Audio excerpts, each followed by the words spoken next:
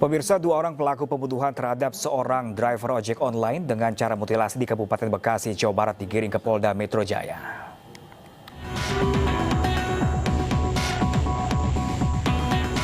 Dua pelaku pembunuhan mutilasi terhadap RS, seorang pengemudi ojek online, digiring petugas ke Mapolres Metro Bekasi menuju Polda Metro Jaya guna dilakukan gelar perkara. Lokasi dua pelaku mengeksekusi pembunuhan ini berlangsung di sebuah tempat penitipan kendaraan roda 2 di kawasan Gedung Juang, Tambun Selatan, Kabupaten Bekasi. Terus kejadiannya jam 2 pada ributnya. Ributnya di depan Gedung Juang.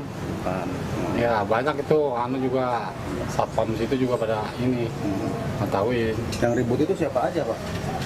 Antara pelaku sama korban doang, berdua, Pak? Gimana? Banyak kan yang ributnya? Iya, temen bawa golok doang, ributnya sama siapa-siapanya nggak tahu dah, kurang tahu. Oh, yang bawa golok itu pelaku? Iya, pelakunya. Sementara, polisi kembali berhasil menemukan beberapa potongan tubuh korban mutilasi yang dibuang oleh para pelaku di beberapa titik. Kini seluruh potongan tubuh sudah ditemukan oleh petugas kepolisian di wilayah Kabupaten Bekasi dari Tanjung Pura, Kabupaten Karawang. Kini dua pelaku sudah diamankan, sementara satu pelaku lagi masih dalam pengejaran polisi. Motif pembunuhan karena pelaku sakit hati atas perbuatan korban yang mencabuli istri salah satu pelaku, hingga ketiganya bermufakat jahat untuk membunuh korban. Tim Liputan iNews melaporkan. Dan pemirsa, untuk mengetahui informasi terkini sudah bergabung bersama kami rekan Nadia Valeri di Polda Metro Jaya, Jakarta. Selamat siang Nadia, apakah salah satu pelaku yang masih buron sudah tertangkap?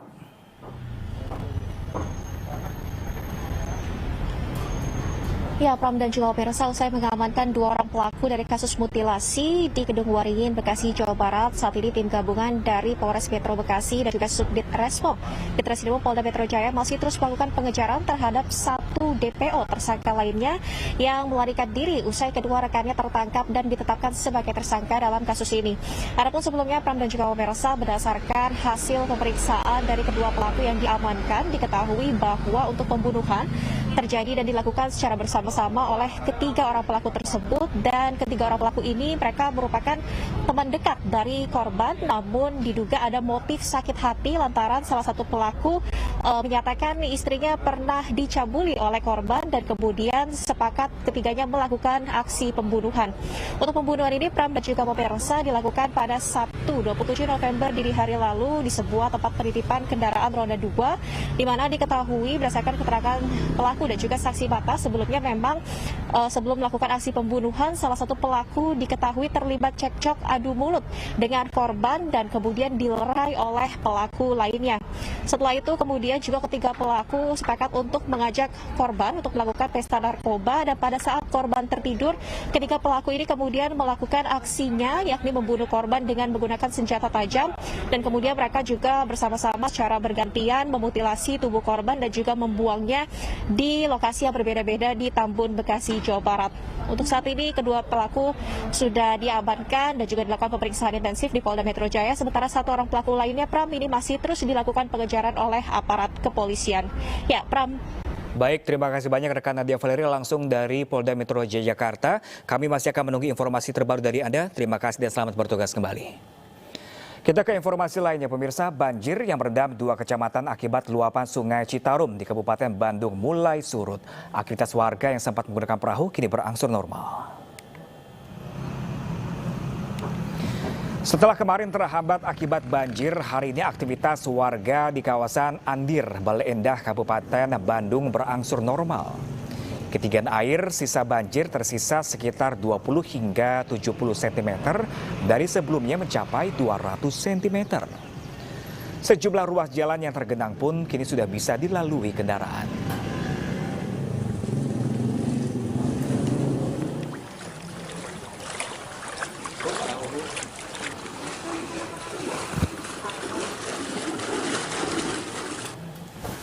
Pemirsa, hujan mengguyur kawasan Bandung sejak Sabtu kemarin, di mana warga di Kecamatan Dayakolot dan Baleendah harus menggunakan perahu kayu untuk beraktivitas.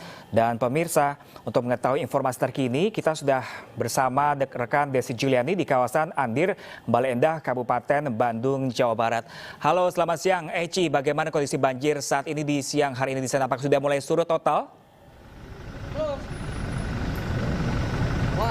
Ya, selamat siang, Pram dan pemirsa. Banjir yang menggenangi kawasan Kabupaten Bandung hingga siang hari ini sudah perlahan surut. Kalau saya ajak Anda pemirsa untuk melihat situasi terkini di belakang saya. Banjir ini, ketinggian banjir ini sudah mulai surut antara 20 sampai dengan 70 cm dari sebelumnya 150 cm sampai dengan 200 cm. Nah, ini tentu saja ada sejumlah upaya yang sudah dipersiapkan oleh pemerintah pusat maupun juga pemerintah provinsi dan juga pemerintah kabupaten kota terkait dengan banjir tahunan yang seringkali melanda Kabupaten Bandung. Kalau kami bisa mengutip pernyataan dari Gubernur Jawa Barat Ridwan Kamil melalui akun Instagramnya, ini ada sejumlah strategi yang dilakukan kolaborasi dari pemerintah, yaitu diantaranya adalah membangun kolam retensi, kemudian juga membangun sodetan, dan yang terakhir adalah membangun terowongan jompong. Nah, ini dinilai bisa efektif untuk mengantisipasi banjir tahunan yang sering kali melanda Kabupaten Bandung. Contohnya adalah dari data yang kami kutip dari Gubernur Jawa Barat Ridwan Kamil melalui akun Instagramnya adalah sejak tahun 2016 banjir di wilayah Kabupaten Bandung ini cakupannya luasannya mencapai 270 hektar. Tapi setelah dibangun strategi-strategi yang tadi seperti pembangunan kolam retensi, kemudian juga pembangunan terowongan jompong dan juga sodetan, ini bisa mencapai 72 hektar yang hanya terendam banjir di tahun 2021 ini. Meskipun memang belum 100% bisa mengantisipasi banjir, namun tentu saja ini menjadi harapan warga jika memang hujan deras kembali mengguyur wilayah Bandung Raya dan kembali terjadi banjir, ini tentunya tidak berhari-hari merendam pemukiman mereka dan bisa segera surut. Pram. Baik Desi, terima kasih banyak. Semoga pemerintah setempat juga bisa mengatasi banjir agar bisa segera mengatasi banjir mungkin akan kembali terjadi. Terima kasih banyak Desi. Pemirsa, sementara itu jembatan sepanjang 20 meter di Bandung Barat ambruk diterjang banjir bandang. Aktivitas warga lumpuh dan terisolir karena tak ada akses jalan lain.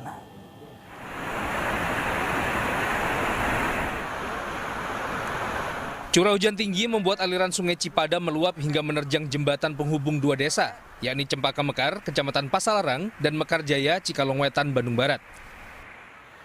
Jembatan sepanjang 20 meter ambruk sehingga aktivitas warga di dua desa sementara terisolir. Kendaraan roda 2 terpaksa harus memutar lebih jauh sekitar 7 km untuk menuju beberapa lokasi di dua desa. Karena jembatan ini menghubungkan antara RW 07 RT 3 Desa Cempaka Mekar dengan Desa Mekar Jaya RW 18. Ini akses ini cuma satu-satunya, ya, cuma satu-satunya jalan untuk menghubungkan kedua desa ini. Sehingga dengan terputusnya jembatan ini, otomatis aktivitas warga masyarakat yang berada di RW 7 Desa Cempaka Mekar sementara terganggu. Saat ini petugas BPBD Bandung Barat dibantu anggota TNI dari Koramil 0909 Padalarang sudah berada di lokasi untuk membantu warga menyeberang dengan kondisi air sungai deras. Mereka juga mengupayakan membuat jembatan penyeberangan sementara. Dari Bandung Barat, Jawa Barat, Yuwono, iNews melaporkan. Pemirsa, berhasil ciptakan inovasi pelayanan masyarakat pasca gempa dahsyat, Pemkot Palu raih penghargaan. Anugerah ini menjadi pendorong untuk terus menciptakan terobosan layanan bagi masyarakat Palu. Gempa dahsyat yang mengguncang Palu meninggalkan duka dan masalah berat bagi warga dan pemerintah setempat. Kerusakan infrastruktur dan kehilangan orang tercinta sempat membuat Palu terpuruk.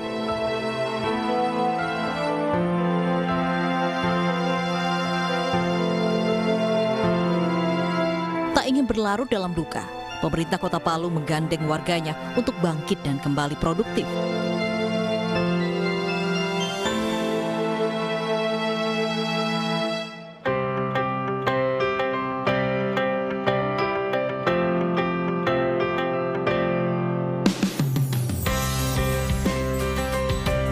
Berkat inovasi pelayanan publik, Pemkot Palu mendapatkan anugerah Indonesia Award. Anugerah ini menjadi pendorong Pemkot Palu untuk terus berinovasi demi menciptakan layanan terbaik bagi warganya.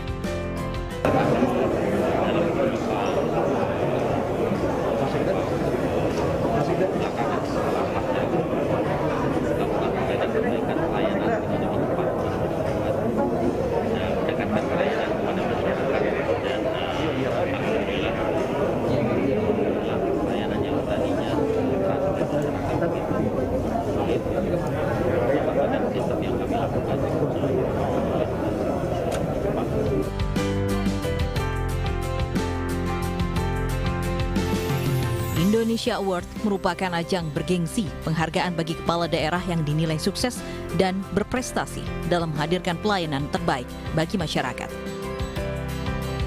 Dari Jakarta, Vito Erlangga, Jaka Setia, Anyus melaporkan.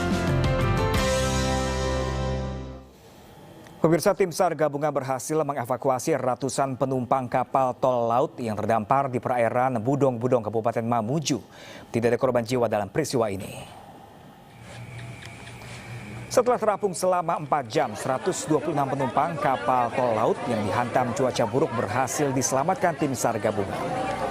Selanjutnya, para penumpang diungsikan ke tenda darurat yang dibangun BPBD di rumah kepala desa Lumu dan di rumah warga untuk beristirahat. Sebelumnya, kapal tol laut ini berangkat dari pelabuhan Panggajoan, Budong-Budong, Kabupaten Mamuju Tengah, Sulawesi Barat, menuju Kalimantan Timur. Namun di tengah perjalanan, kapal dihantam cuaca buruk. ABK kapal sempat berusaha menurunkan jangkar namun terputus hingga membuat kapal terombang-ambing di lautan lepas dan terbawa arus ke pinggir pantai lalu menabrak karang. Jam 1 siang datanglah angin kencang disertai ombak. Mungkin itu kapal sudah tidak mampu putar balik. Di pertengahan 50 mil itu mati mesin karena kapal itu menghanyutkan dirinya sendiri tuh. Pemirsa, hingga tadi malam perjalanan kapal feri dari Pelabuhan Merak, Banten menuju Bakauheni, Lampung ditunda akibat cuaca buruk. Sementara itu ada video amatir tabrakan 2 kapal feri kembali terjadi. Sebuah video amatir merekam 2 kapal feri tabrakan di tengah laut. Dalam video tersebut terdengar suara seseorang yang diduga anak buah kapal yang mengatakan kapal tersangkut jangkar. Namun hingga kini belum diketahui kapan dan di mana tabrakan itu terjadi. Terpantau hingga Minggu malam angin kencang dan gelombang tinggi masih terjadi di perairan Selat Sunda, Banten.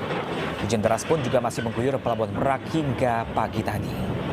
Akibatnya sejumlah jadwal keberangkatan tertunda dan banyak penumpang yang masih berada di dalam kapal karena kapal tidak bisa bersandar.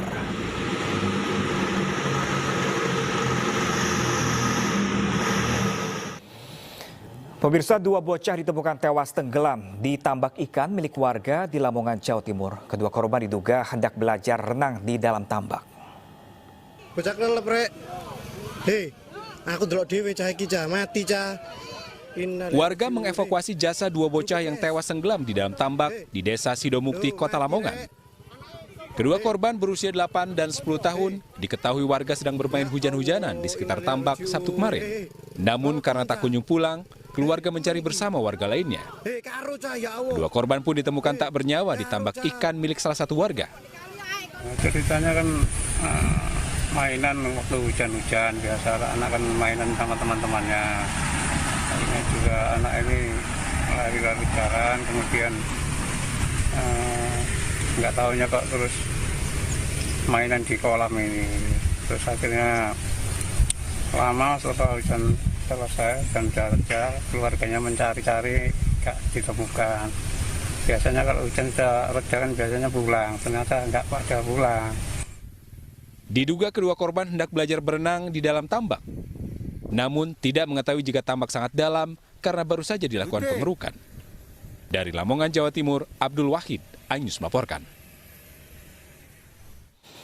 Pemirsa, buaya muara peliharaan warga Kabupaten Tangerang dievakuasi petugas damkar. Evakuasi dilakukan lantaran buaya sepanjang 4 meter dan berat 50 kg ini semakin agresif dan khawatir membahayakan warga sekitar.